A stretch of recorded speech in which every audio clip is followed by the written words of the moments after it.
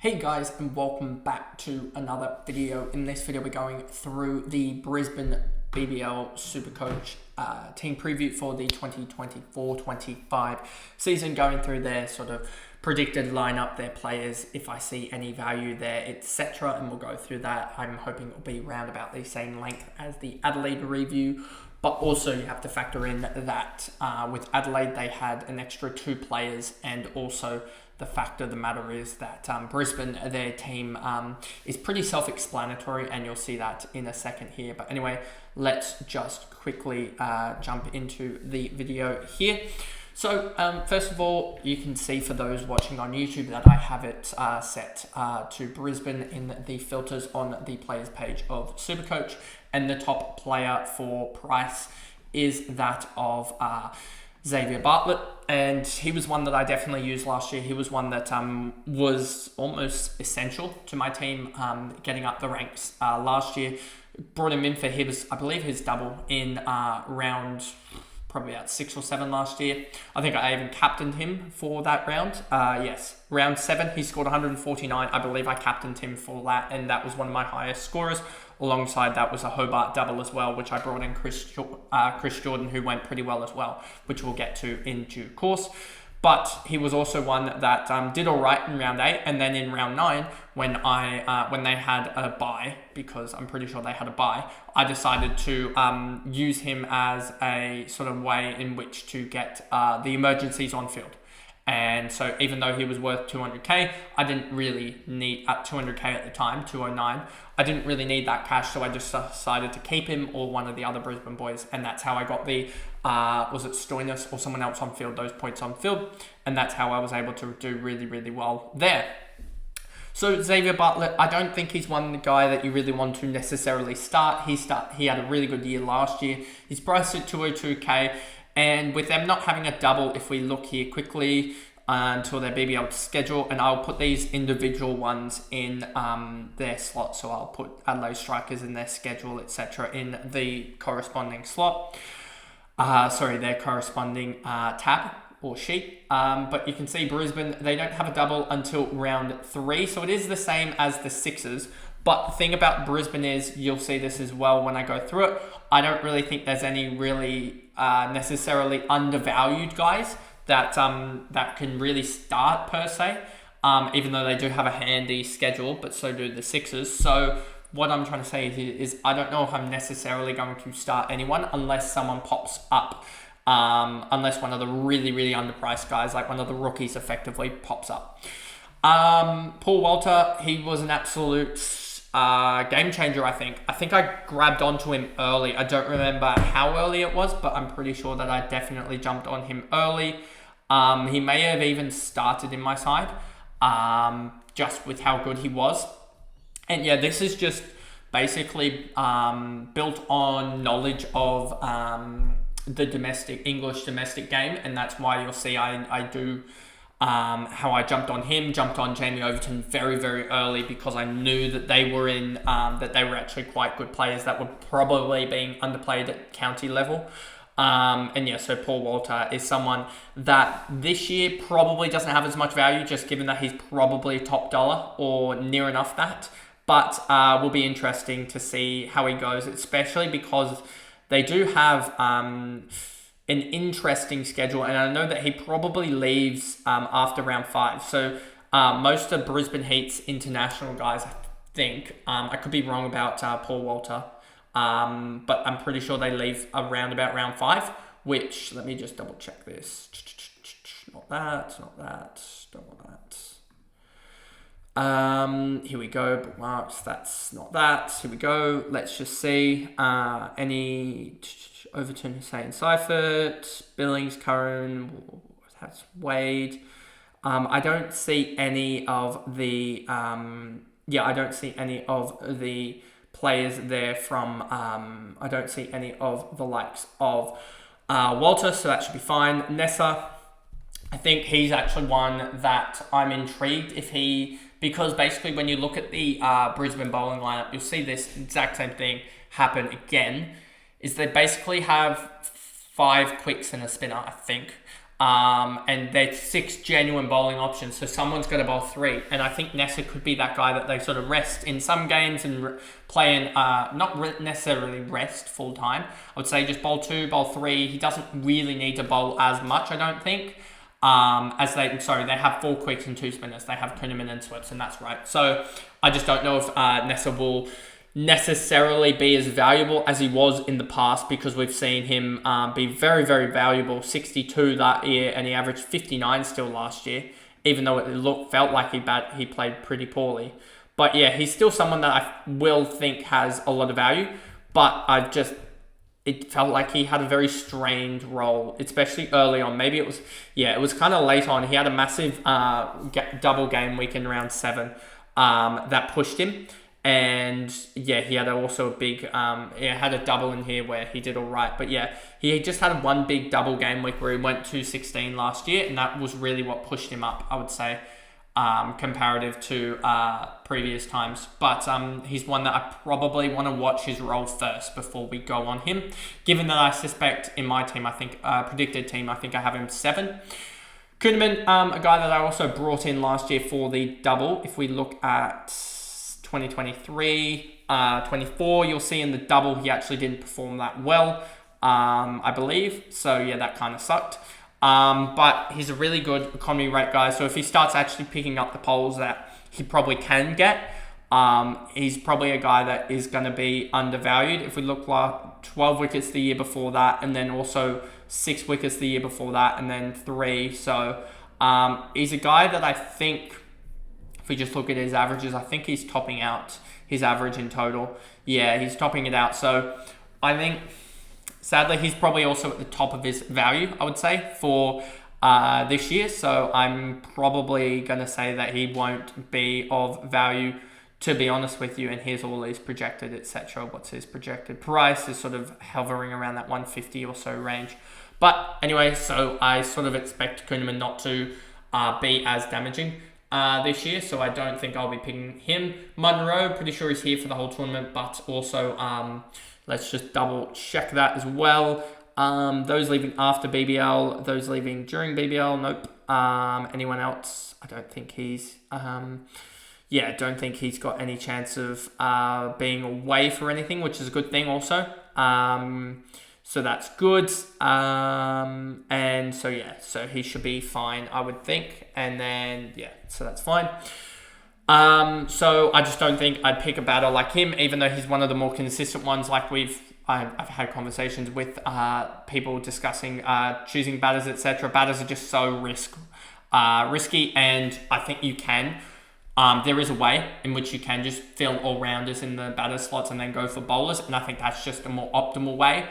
And picking guys like, I'd rather pick cheapies like Turner and guys like that potentially have a chance to bowl, or just are really cheap, like we did with Darcy Short last year, because they just make cash rather than these Munro guys that you really need scores out of. Khawaja not going to be there. Labuschagne not going to be there for the most part of it. Spencer Johnson, 121k. He's one that you definitely watch out for in the double, just because, he's a consistent 40s type of guy. If we look at last year, if we look at the double in round 7, we'll see here in round 7, he went 141. So he can really, I think, especially on those more pacey wickets, he probably does a little bit better, but I don't really look at that too much. If we look at who has he got in the double, he's got the Scorchers and the Sixers. If we just look here on where they play those games, if we go to game day, I think it will be BBL matches, and then it doesn't show, so let's just go here quickly. Then we go to round 3. It is, they play at Optus Stadium and also at the Gabba, so that would actually, I think he could do well in the double. So he's one guy that I would consider for the double, but I wouldn't consider, this is what I'm saying about Brisbane, is that their all-rounders in Walter and Neser are overpriced or evenly priced for me. So I think that they're on par, so I don't really select them to start, given they have a later-ish double, first double or only double. And then their bowlers, you only basically select them if they're unders, and I don't think Spencer Johnson is unders, and I think there are double, those guys like Fergus O'Neill who are cheaper that you can select anyway to start who have the double, so that's why I'd be potentially looking at Spencer Johnson in round 3, but not starting, is basically that approach. Also, I need to see where he actually bats. To be honest, I think he's more top order, like in the top 4, but he should be just a fielder only, just a batter only. As I expect Pearson to take the gloves. So that probably rules him out of any selection early. Swepson, probably near enough around max price. I think him and Kuhneman sort of go mid-30s or combine for about 70 points each year. If we go 2021, 37, 23, the year before that, 54, then the year before that, 37. So you can kind of see that other than that odd season where he just picked up poles for fun, where is it here? In 2020, 2021, if we just go to that stat in itself, 2020, 2021, let's go quickly to it. You will see he averaged 54 that year, took 9 wickets and had an economy rate. So he took 9 wickets in what's that, probably 5 games or so. He only played 5 games that year, I believe. He played 6 games that year. So 9 wickets in 6 games and 60 over 10 points of economy rate bonus per game. So he probably just had 1 game where he went off. But yeah, he's just a guy that I don't think has much value to him, to be honest with you. As you see here, he came in late and was basically getting economy rate bonuses each and every game that he played. You can see here that he had was getting 2 wickets each game pretty much, and then also getting economy rate bonuses, which is kind of huge, as well as a little bit of fielding bonus as well, which does help him out. But anyway, Pearson, much to the same of Allsop. I just don't think there's value there in that keeper slot. I think he bats maybe 5 or 6, and a 5 or 6 keeper, I just think you get more value out of like Philippi or out of Hurst, who is probably going to bat higher, etc., or have the earlier double. Or Hurst is also probably, I suspect, going to have better outcomes with the keeping gloves, to be honest with you, given the Perth attack and Perth at the Wacker, at Optus Stadium, he could take 2 or 3 catches a game. So I think he's more valuable. Bryant probably gets the opening slot, I would say. Him or Renshaw get the opening slot. But I just don't know if there's any value in him as a solo batter at 102k. If you're looking at batters, you'd be more so looking at potentially Renshaw. If they had an extra batter, say they had an Alex Ross or something like that still. I think Alex Ross was Ross was Thunder then Strikers. But if say they had an Alex Ross or a Weatherall type, that's when I would start to consider Renshaw, because when we switch over to the predicted team 11, you'll see exactly what I mean in that 6th bowler slot is currently taken up by a full-time bowler or a bowling all-rounder, whereas if it's taken up by more of a Renshaw type, then that's when you start to realise that Renshaw might get 1 or 2 overs, but I don't think he does. But that's sort of what I'm thinking alongside with the sort of Matt Short role, but Renshaw doesn't get that because they have that extra bowler. So that's the reason there.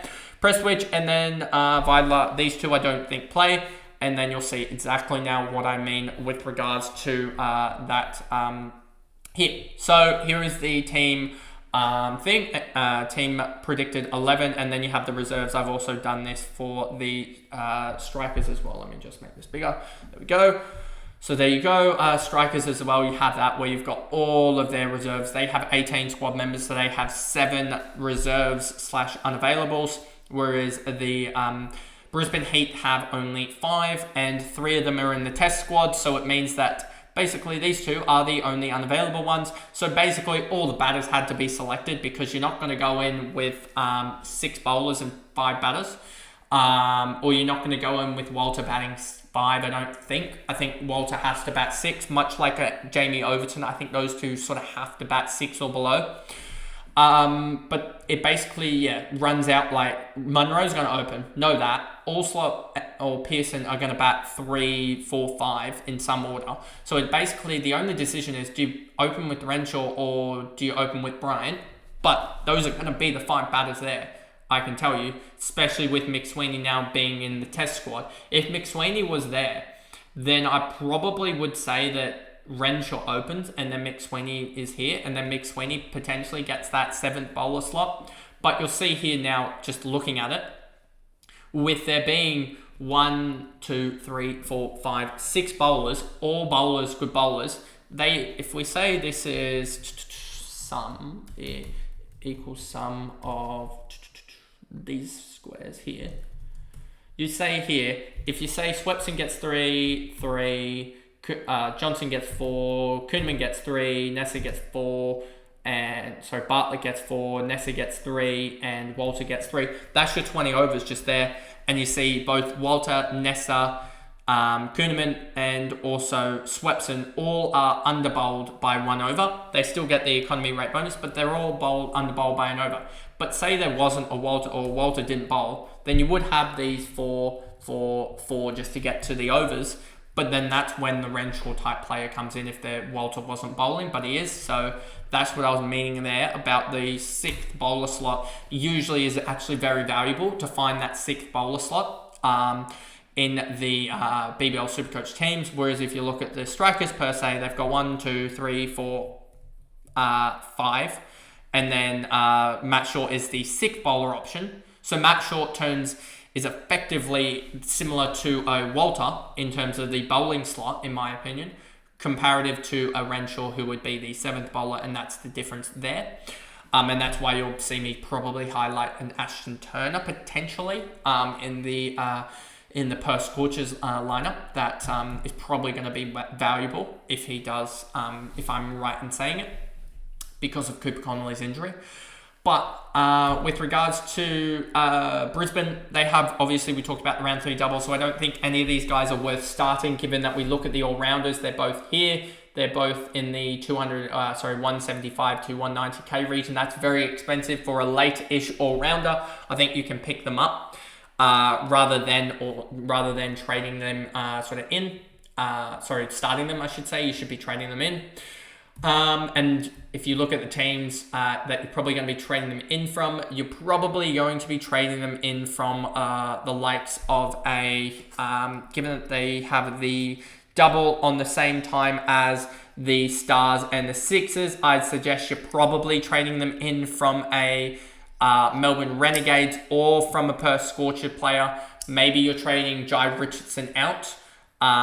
Maybe you're trading a Jai Richardson out or an Andrew Tye or someone like that you've picked up, and or you're trading out your strikers players, but you're probably not doing that either. So you're also probably maybe at this point boosting to get to them or something like that, but you're definitely wanting to target the Brisbane Heat guys, because a lot of us won't be starting many of them, and you'll be starting a Sean Abbott or a Jack Edwards instead there. So that's pretty much the Brisbane Heat team preview. Not many guys that I'd be, as I said, not many guys that I'd be starting. If we do hear news that Prestwich or Vidler is playing round 1, that's when you can target them. And that's why I was saying underpriced guys I'll be targeting, just because all they need is 1 wicket and they've hit their break even. So all they need is that. And you can get an easy poll very, very easily in Vidler. That would be a massive cash gen. Vidler, that would already be about 1 to 2k cash gen just off picking up a wicket. Say he gets two wickets and a good 10 dot balls. That's a 50 or so. And that's a good 10k cash gen just there. And he'd have a negative break even to start the next game, and if he was to play there. So that's why an injury to Brisbane Heat could be crucial, because it brings in one of these Prestwich and Vidler, but it also potentially brings in a Renshaw into the discussion as he turns into that 6th or 7th. Well, he'd probably still be the 7th bowling option, but you'd start to see him potentially getting over to either here or there. But anyway, that is the video there in terms of the Brisbane Heat. If you did enjoy that video, remember to like and subscribe, turn the notification bell on so you know when I upload on YouTube. And if you are listening on Spotify, remember to follow me so that you know when I upload on there as well. So I'll see you guys in the next team preview, which will be the Hobart Hurricanes, which will be more catered to the back end of the season and sort of talk there. But anyway, I'll see you guys in that one there. Bye, guys.